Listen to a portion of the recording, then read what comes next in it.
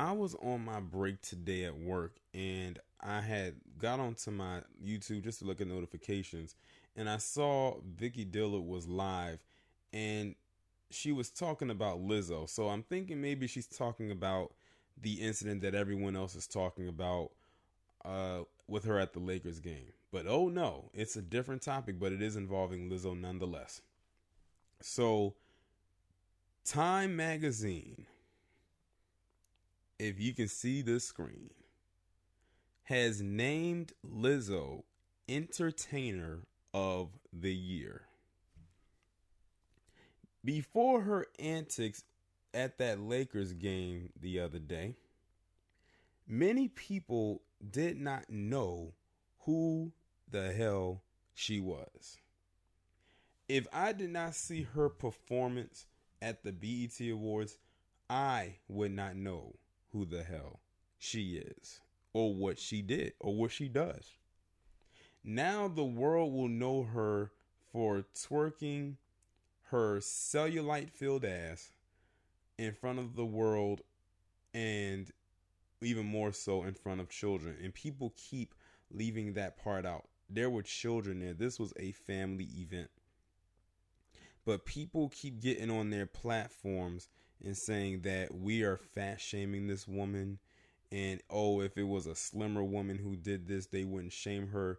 Back in the day, I don't know if y'all realize this or remember this or not, but it was a time when Cher used to wear certain outfits where her butt will be exposed and people criticized her, and Cher is nowhere near fat.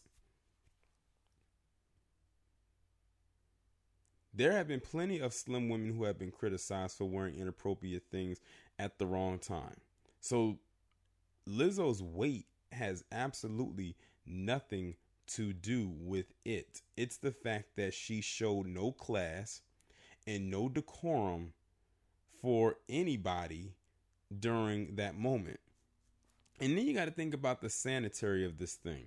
She wore a cutout shirt that had her ass exposed, and she sat on a chair that multiple butts have sat in before her.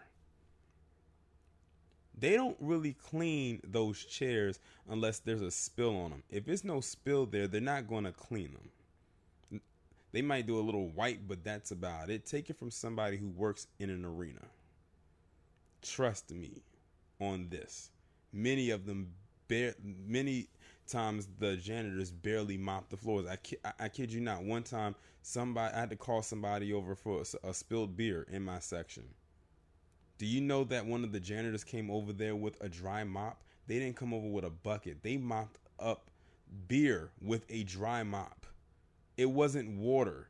It was beer, something that would be sticky when it dries. So trust me when I tell you, it's not as clean as one would think, especially when it comes to a chair or a seat. Her bare ass was on there. I hope they know what seat she sat in and sprayed it down and cleaned it before somebody else sat in it.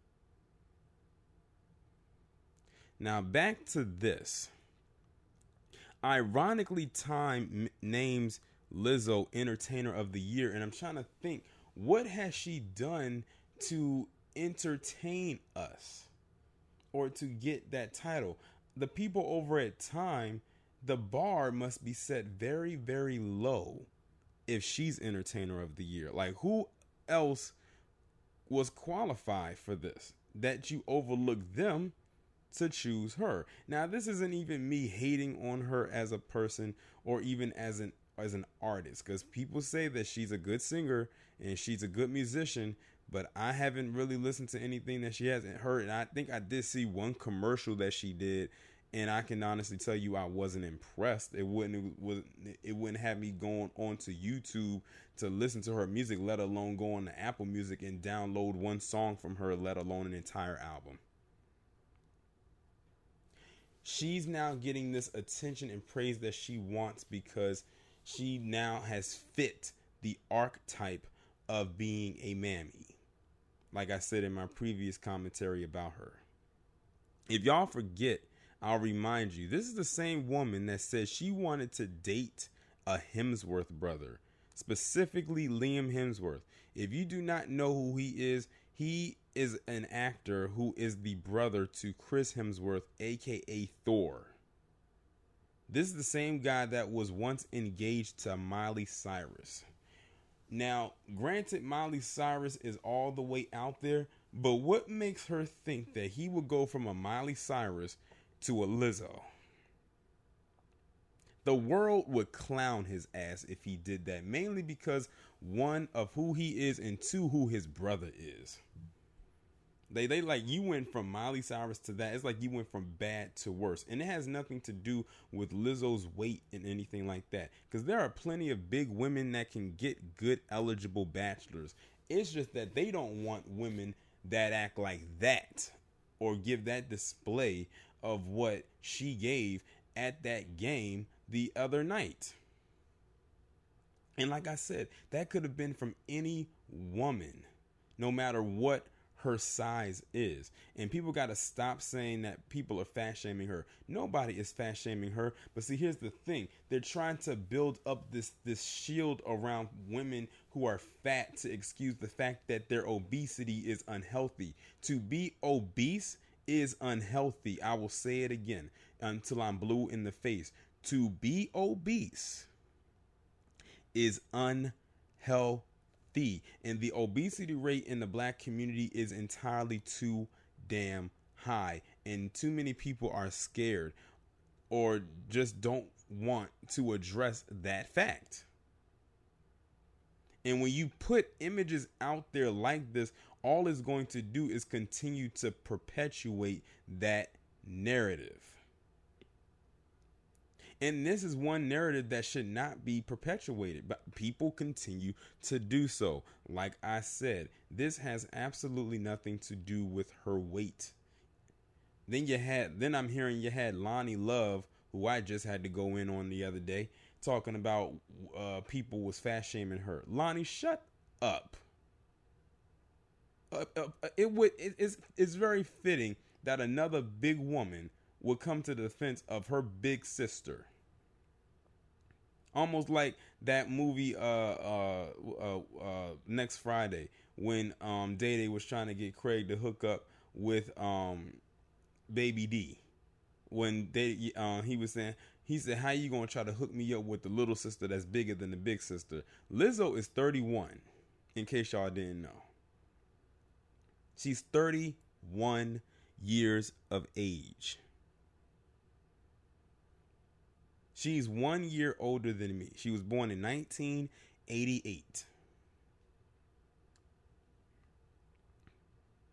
And she's carrying on like this. She's just now getting into her career.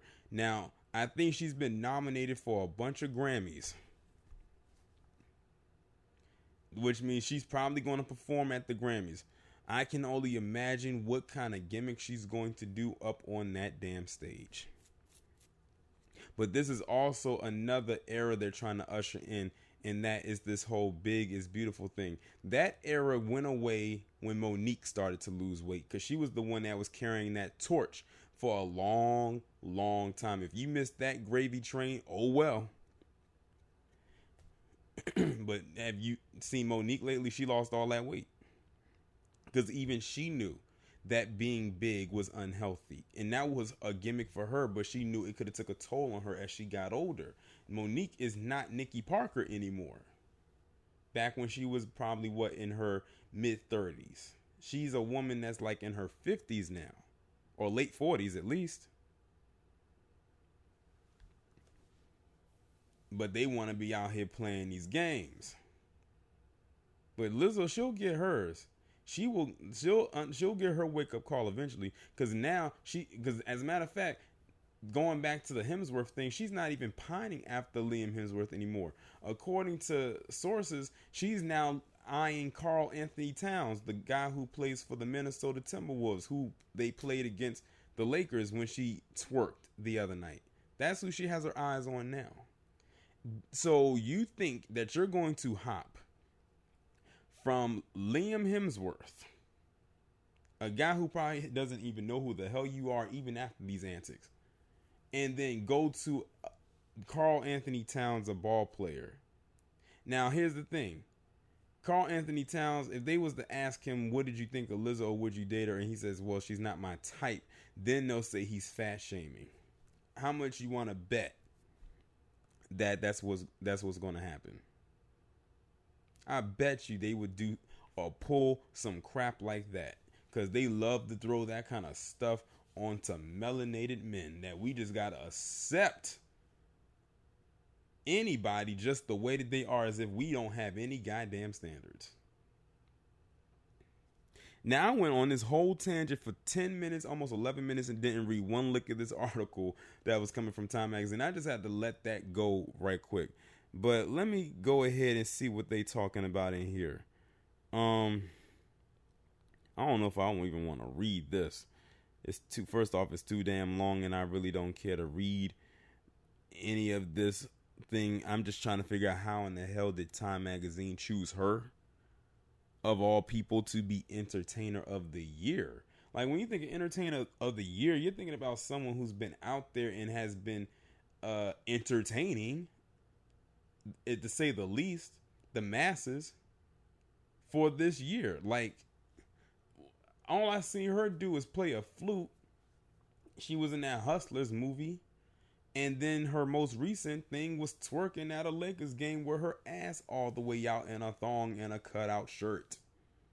And ironically, this comes up literally the day or 2 days or a few days after that incident. When did they decide she was going to be Entertainer of the Year? Was this before or was it after? Many are going to say it was probably after.